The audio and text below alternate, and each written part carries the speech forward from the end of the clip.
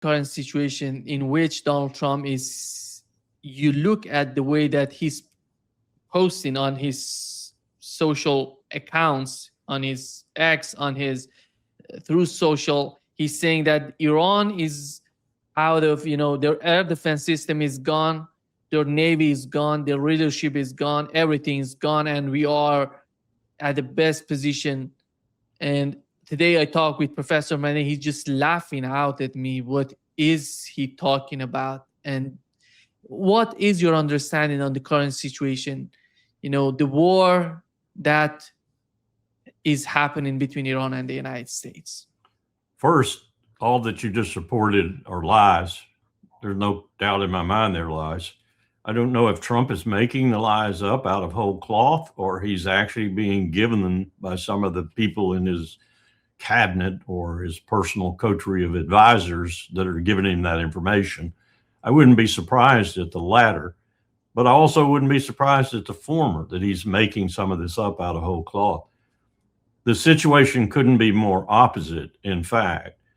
What we have is, as you probably have intuited if you don't know, is we have a battle between a 3,000 year, some would say longer than that, empire with a history and record that empire vests in its Persian population in particular, and at best a 250 to 300-year-old, if you consider our colonial period and our national period, entity. I'll give you two guesses as to who is going to outlast whom in that kind of struggle. That's the first consideration of Clausewitz's concept of war. You must understand the nature of the war upon which you're embarking, and then you must pay close attention to how that nature colors whatever it is you have planned to do against that backdrop. That has not been done. I heard Doug McGregor this morning, and I listened to him at 5 a.m. in the morning, and I couldn't have agreed more with almost every word he uttered to that effect. And Doug probably knows the military ramifications better than I because he's more recently in the military than I. I've been out a long time. But I will tell you this, they have totally misjudged the nature of this conflict. And they partly have done so because Bibi Netanyahu has led them down the primrose path in interpreting that nature because he has grossly either misinterpreted it himself, which I doubt, but he has not understood the status of the empire, if you will, against that nature. Now, what do I mean by that? First of all, I mean, this is a long war, not a short war. Donald Trump does not want a long war. His political apparatus does not want a long war. He's got other plans like the midterms, like whatever he was going to do domestically to change the impact of those midterms, which right now are turning really negative for him. He's got other concerns. He does not want this war to go on. He wants it to deflect the attention from Epstein. He wants it to make money for his family, which it's already done because they played the market. They knew when we were going to attack. And this poppycock being put out by Netanyahu and others that Israel led us into the war. They were planning for this war in December. They were planning astutely and detailed, the tip fids and everything else. Time phase force deployment data that computers use to deploy major forces in the world. They were doing it in December. So this has been planned for some time. The scenario developed a little bit differently, I think, than they expected, but not that much. And they again planned the deception. They planned to be in the middle of negotiations when they initiated the war. It is not the war they thought it was going to be. Netanyahu's decapitation strategy, which hardly ever works, I don't know why he keeps using it, has actually rebounded to their discredit and ultimately to their defeat in this conflict. Because what he's done is unified for the first time in a long time that I'm aware of, really unified Shia and Sunni. They are all up in arms and angry about what's happening to Iran, whether it's the uncalled for assassination of the Ayatollah or whether it's the lies that are being spewed. You have riots going on in Incirlik in Turkey, our base there. I don't think we're long-lived in Turkey in that base. And you have people rising up around the world and saying things that they never would have said before. And you have people attacking our consulate, if you will, in Pakistan, in Karachi, that I helped put the safety windows in the windows up, because we understood how vulnerable it was right after 9/11. And I was watching them hit these windows with pickaxes and with shovels and sledgehammers, and they're bouncing off because those windows are very, very expensive safety windows now. All to say that this conflict is very different from what Donald Trump, Marco Rubio, and Pete Hegseth thought it was going to be. I have to consider that General Kane, the chairman of the Joint Chiefs, might have had an inkling of this, and that's why we heard some pushback possibly coming from him at the last moment, that maybe this is not what we wanted to do. I don't know. I can't confirm that with any of my military contacts, but if he did, he was a smart man. That's the first point. This is a long, long conflict. It isn't going to be over anytime soon. Second point is, Iran did something that I thought militarily was a little unwise until I realized that they were operating at a higher strategic level than I. And their strategic approach is fairly sound, I think. They are attacking people in the region, and this is just going to increase, that one would say we're neutral in this. We're awaiting the outcome, if you will, to see which way they flowed, or we're even favorable towards Iran. Qatar being one in question, with Al Udeid being there, the biggest Air Force base for the U.S. in the region. What they're doing is they're attacking selectively targets in the Arab countries and elsewhere, either as in Cyprus, that represent a European intrusion into the conflict, and thank you, Europe, you didn't need to do that. Or in the more important case of the Arabs, they're attacking them because they know that even though Saudi Arabia, for example, is 20% Shia, maybe a little higher than that, basically Sunni, there's unity forming and shaping amongst these people because they don't like their leaders at all. And so when you start hitting Bahrain, for example, and having the Bahrainis cheer that you just struck the U.S. Fifth Fleet headquarters, cheering in the street, you notice that this strategy is beginning to work.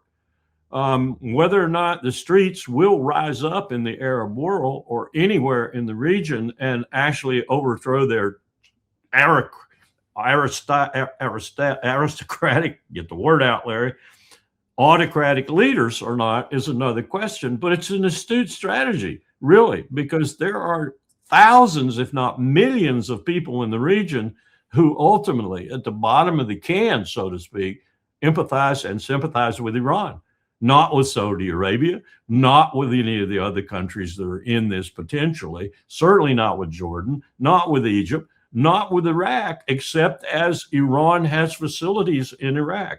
So you're looking at a regional conflict now that might engulf some of these leaders that should have been overthrown a long time ago.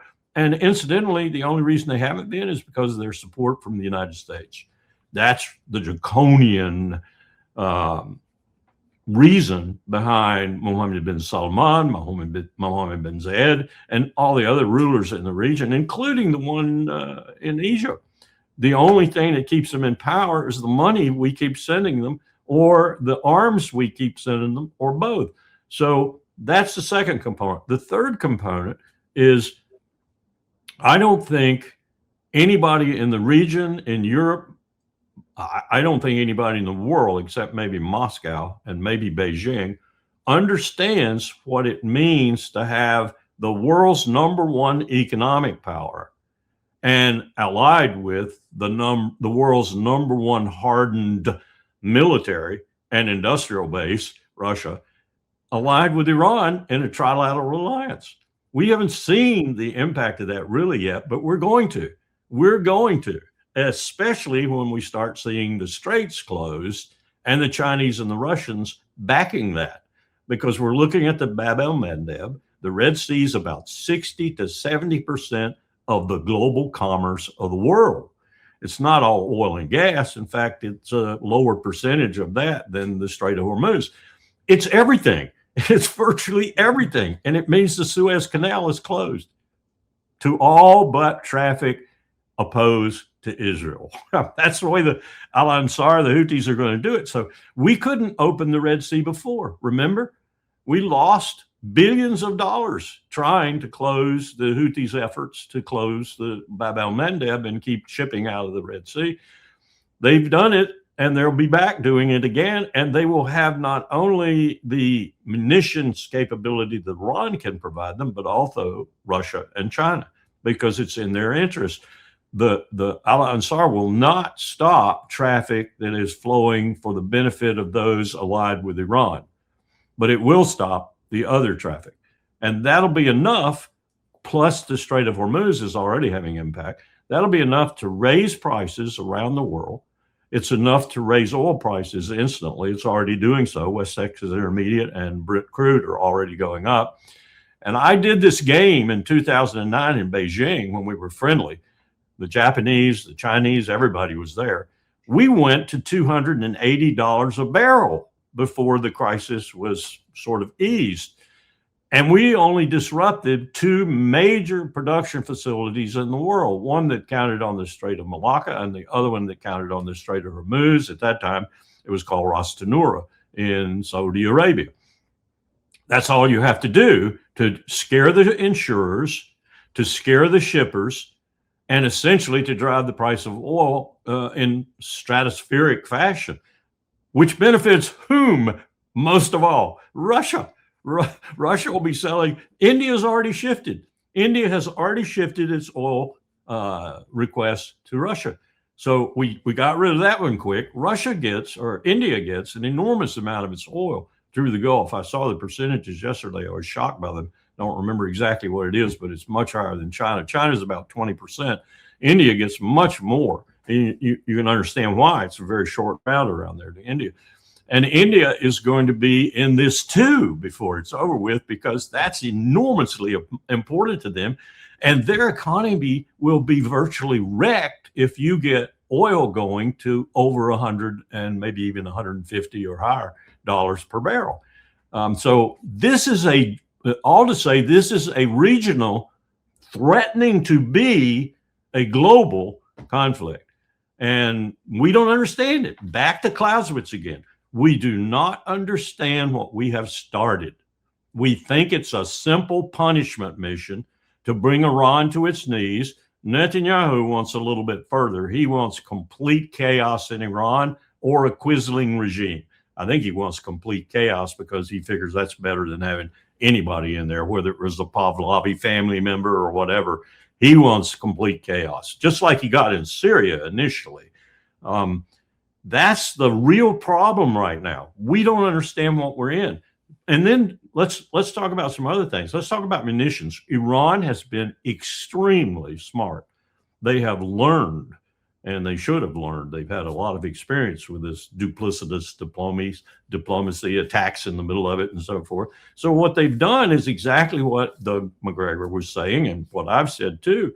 That is, they fired their least expensive, but deadly if they get through, drones and other things at Israel and at other targets.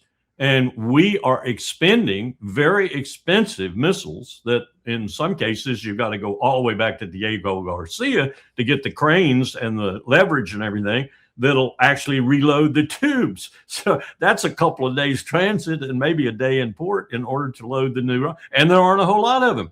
You can make about 2 of those trips and that's it, we're out.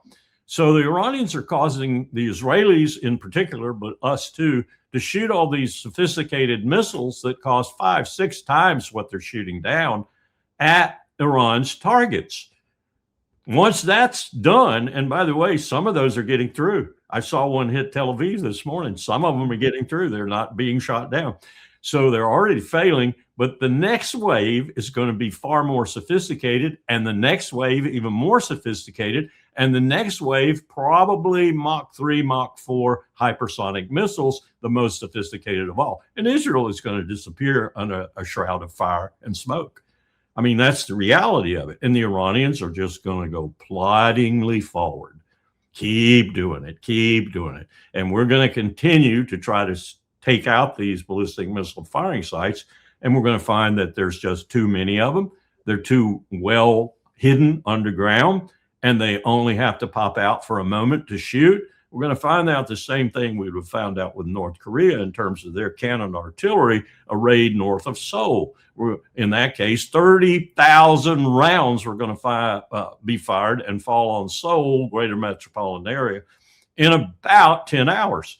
In other words, you wouldn't have a Seoul metropolitan area anymore, and you'd have a lot of dead Americans and so forth. Another issue there, we didn't plan. Nima, after 9/11, I was responsible for looking at some of the embassies and consulates for NEOs, for non-combatant evacuation operations. We went over the F-77 forms. We went through how many do you have to evacuate? What are your capabilities? How much of the civilian reserve air fleet do you need, possibly? How much of the military air fleet do you need? How much time do you need? When should you start? And many would say we should start well before hostilities because we can't get them out otherwise. Well, look what we're looking at right now. You just saw it this morning. We cannot, the embassies in the area have said we cannot evacuate our people. We simply can't. We don't have the methodology. We don't have the means and so forth.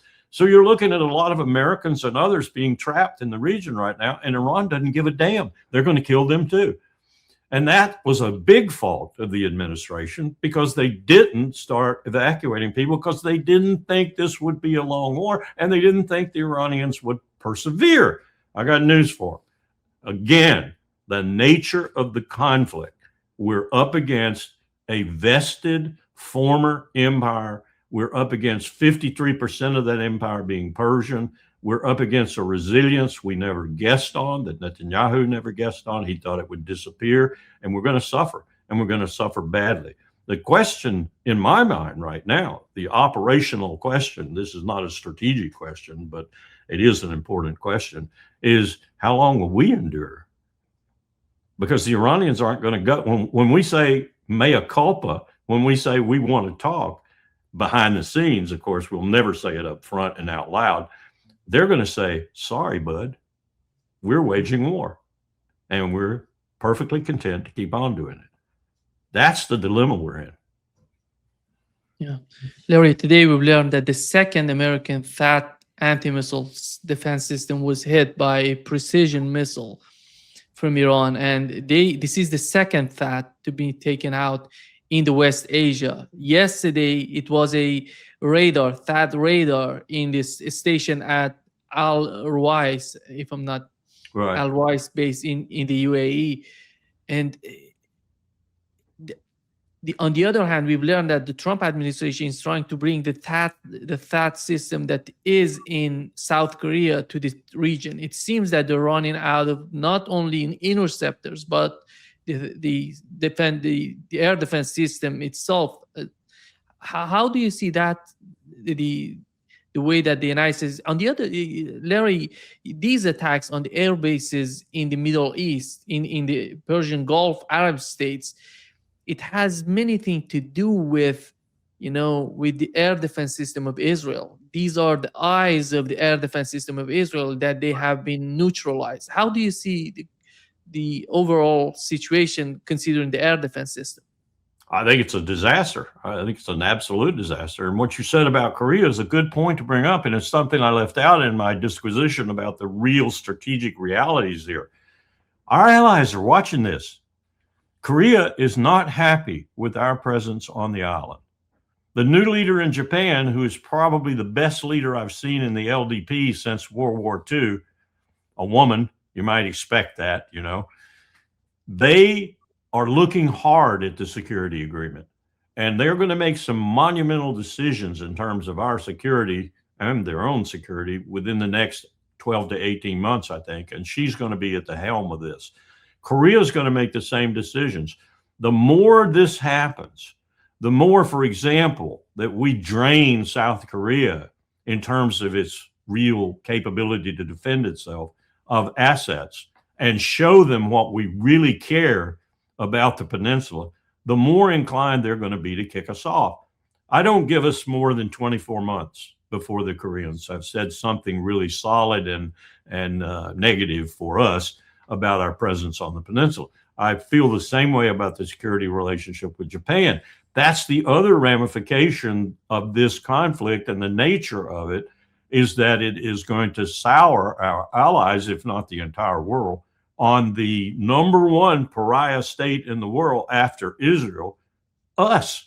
We are becoming an outcast empire. We're becoming people whom no one is going to want to do business with. Xi Jinping's already declared he's going to replace the dollar with the renminbi. Power is, as I've said so many times, and will keep saying until I die, power is going to the east. And we are fighting it tooth and nail in a manner that is actually accelerating that power leaving us and going there, instead of accommodating it and trying to deal with it and using the crises we all face, like nuclear weapons and climate change, to more or less cement some sort of peer power alliance. We're defying the realities in the world, and we're defying them in such a way, such an ignorant and ill-led and non-strategic way, that we're hastening our own demise. And this is a quintessential example of that, starting this war. It's the same considering the Arab states. They were talking, MBZ, Mohammed bin Zayed called Putin yesterday. It seems that they're begging to Putin to do something considering the conflict, but I don't see anything of that sort would happen, because the situation, they have somehow participated, helped the whole conflict to escalate. We can say that they're not part of the game, but they physically are part of the conflict. Very much so. They're hosting our facilities with which we're attacking. They're hosting our airplanes. They're hosting our ships. You can't get out of that. Go back to the discussion we had at Pacific Command many years ago when we were the providing force command. We had all the assets, and we gave them to Central Command when they needed them. And our strictures were never, never, never come out of the ocean. If you're going to operate in the Middle East, if you're going to operate in the Levant, stay at sea until you have to do something from the sea, whether it's opening the Strait of Hormuz, freedom of navigation, or something that makes sense. Never put troops on the ground in the Middle East. Never depend on Saudi Arabia. Never depend on Qatar. Never depend on any of those people with real U.S. vested interest facilities, people, munitions, whatever, on the ground in the Middle East. We have violated that completely. Colonel McGregor talked about that this morning. I agree with Doug 100%.